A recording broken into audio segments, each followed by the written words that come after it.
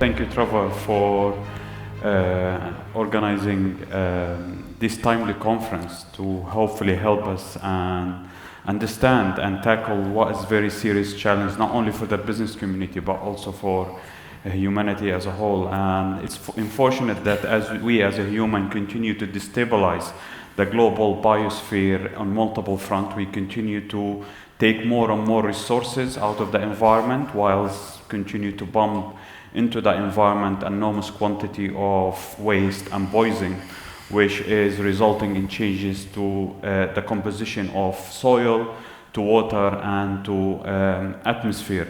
I think Ammar told me how to use this. Okay.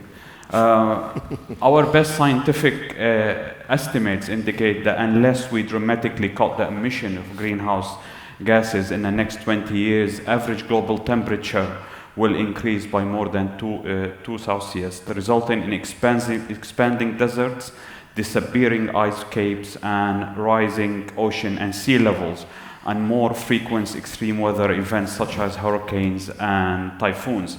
These changes will have significant effects on shipping and more specifically on port operation. We've heard repeatedly today that the global logistic and transport industry is facing unprecedented challenges in achieving reduction in carbon emission. The industry is estimated to contribute approximately 20% of emission, and this is likely to continue to grow at speed. The sheer scale of decarbonizing the global supply chain is not news, is staggering. While some operators have started to overcome a portion of a final mile delivery through implementation of electric bikes, electric vans, and drones, there remain much to do in the context of the middle mile logistics and port operation. The two major risks we see from underwriters and insurance provider risk facing the ports are technology and sustainability. Operators of warehouses, terminals, and port area will be aware of changes in local climatic conditions, which in recent years have seen tidal surges, wind microbursts, and unprecedented rainfall become more and more commonplaces. In your assessment of the changing risk profile, of course, protecting your staff, operation, equipment, property, and most importantly, your customer property is a number one objective.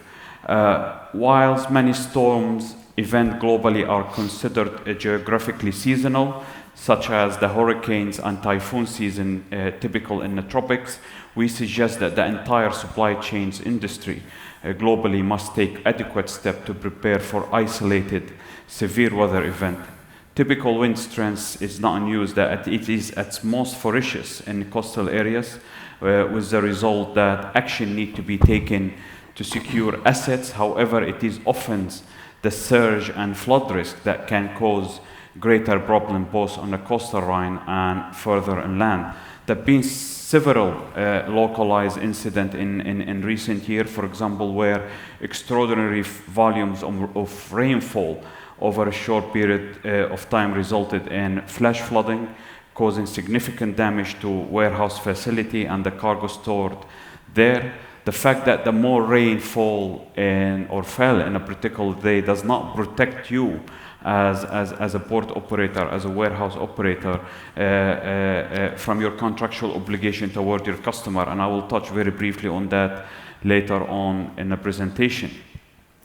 TT Club, with its insurable interest in hundreds of ports and terminals globally, is very well placed insurer to have data to analyze and to provide advice on claim trends and loss prevention action.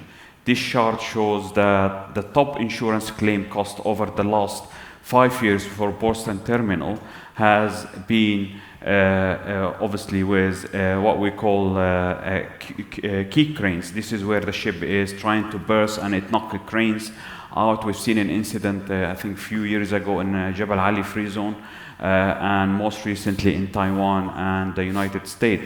But weather-related issue is obviously climbing up there, and is very slowly claiming number one in our claim data. Obviously, heavy rain and flooding is up there, and we've seen recently in Dubai in April of this year the ferocious rains and winds, which resulted in several damages to a number of property and customer property at ports and terminal around the region. Wind obviously damaged the property. This is where the roof of a building is blown off, or the gantry train is derailed. And obviously sometimes wind affect the cargo of you are storing at the port. So for example, empty containers easily blown off when a big storms hit the port. And in some cases we've seen that moorings of ships are barred in way, which resulted in a ship making contacts with other ship berthing nearby. Also, TT Club data, which goes back to 2018, suggests that the inland operation were subject to damage in 32% of cases, illustrating unsurprisingly that operation in and around port facility, typically positioned around the coastline, are more exposed to weather-related incident, and that's estimated around 68% of the cases. 16% of claim notified to us through the same period involved heavy rainfall that overwhelmed drain system, causing flooding to buildings and storage facility. Obviously, property damage through strong winds and microbursts featured in 74% of notified claims through the same period. Now, as an operator, very quickly, I think the reason why I'm here is not to talk to you about only the claim data, but what you can do to protect yourself and your property, and most importantly, your people when an incident is anticipated to occur. If you are a port operator and a warehouse or a warehouse operator, there are a number of questions you can ask yourself. Always start with your operation. Ask yourself, what operational activity does your business undertake? Are you a storage facility? Are you an inbound and outbound distributor? And so on. And how would your operation be affected in the event of your premises being flooded? Obviously, your location is critical to your risk assessment. Consider always how foreseeable it is that a storm surge could result in a breach of your storage facility, whether it's a yard or whether it's a warehouse. That's a very important question. Historical local weather data is very important, and with advanced technology, this information is easy to capture. And a question about the cargo you are storing is also very important. Consider what kind of cargo you are storing, how vulnerable they are to wet damage, and how they are protected from such risk. And is the cargo, for example, you are storing pelletized, or is it possession in a rack in which is destined from the flow? I think from our perspective, the most important question or consideration is with regard to your aggregation risk. Of course, you are a storage facility, whether you are a terminal operator or a warehouse, a lot of the time cargo coming into your facility and hopefully will come out as soon as it come in. But a lot of the time, as we saw during COVID, is not the case. Usually you offload the cargo from the ship and it stays at your facility for a considerable period of time. Keeping on the top of how much or the value of this cargo which is aggregating or accumulating at your premises is very important. And always make sure you communicate with your broker about the aggregation risk at your facility.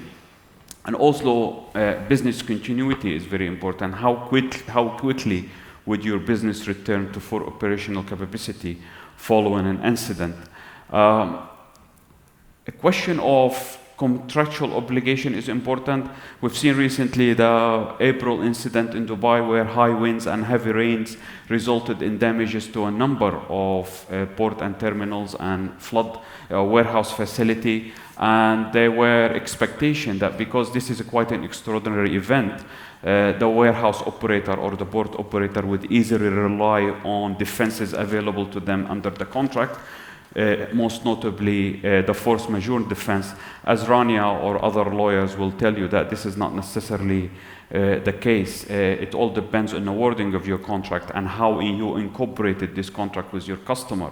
So it's always advisable to ensure that your contracts are kept up to date, to ensure they have the adequate defenses should an incident happen in the future, and make sure these contracts are notified to your insurance broker, who will also notify your insurer about the terms of this contract.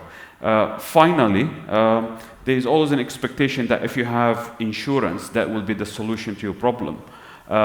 Insurance, it is there to protect you, but insurance will not protect your reputational damages. It will not protect your management time waste. So this is areas, or this is something you ought to think about, is that while the insurance will protect your liability and your property, but there are other indirect losses which the insurance will not capture, and therefore we would always encourage that do not replace safety with insurance. Place safety first all the time, and always plan ahead and be prepared for the worst. We at TT Club finally have spent a lot of time and effort to advise the industry on how to prepare for worst case scenario. Windstorms feature high on our loss prevention publication. This publication is available on our website. I have a couple of copies. If you would like physical copy, feel free to reach me afterward, and I'm happy to hand you over. Thank you very much.